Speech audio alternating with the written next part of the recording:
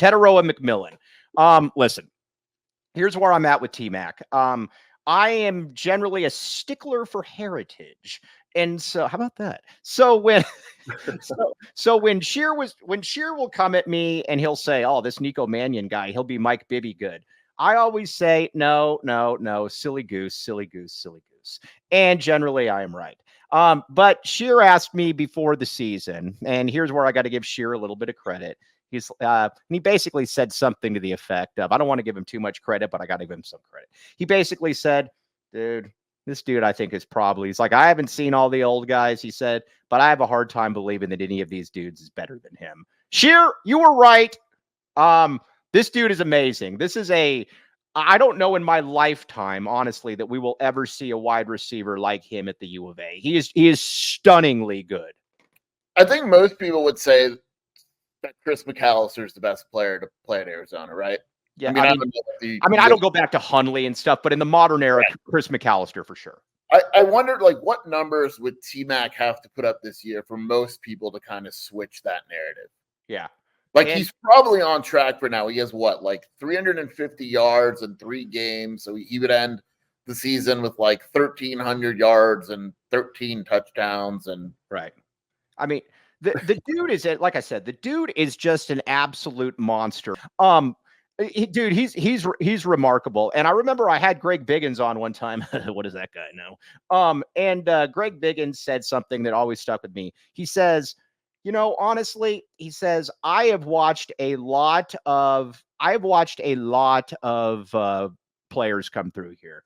Top 5 wide receivers, best quarterbacks in the country, all of that. He is the best jump ball threat I have ever seen at the high school level. And guess what? That's why Greg Biggins is in the position he is. He's right. Yeah. I mean, he really is. It's crazy because, the one thing I'm going to be curious about is what T-Mac tests in the 40, because he's not a burner, but could he be sneaky fast though? I meant to ask you this a while back. Could he be something where it's like a 4.47 or something? Yeah.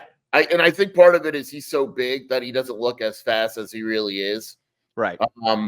But he gets open. His instincts are wild. Like we saw it in the New Mexico game, that touchdown he had where he was able to dip on the route. Like his instincts are crazy. His catch radius is crazy. He's the best receiver in the country. It's not close. It's not close. It's not close. And look, I know the value in Travis Hunter. That goes beyond all that. And, T-Mac's better. Receiver, but T-Mac is the best wide receiver in the nation. You were talking about him maybe being sneaky fast. I think he has high acceleration. He might not be the fastest guy, but he can accelerate, and his strides are very long. That's a great point, Kev. Well, let me kind of expand upon that a little bit. Do you ever see T-Mac get caught from behind? Not really. White made that point a while back, and I mean it's right. Like, have you seen him get caught from behind? Yeah, once he gets going, he's kind of just gone. Yeah. He is just a remarkable talent. He's a great kid as well. And I actually scoffed at him when I was interviewing him during at Pac-12 media or Pac-12 media day, losers, Big 12 media day.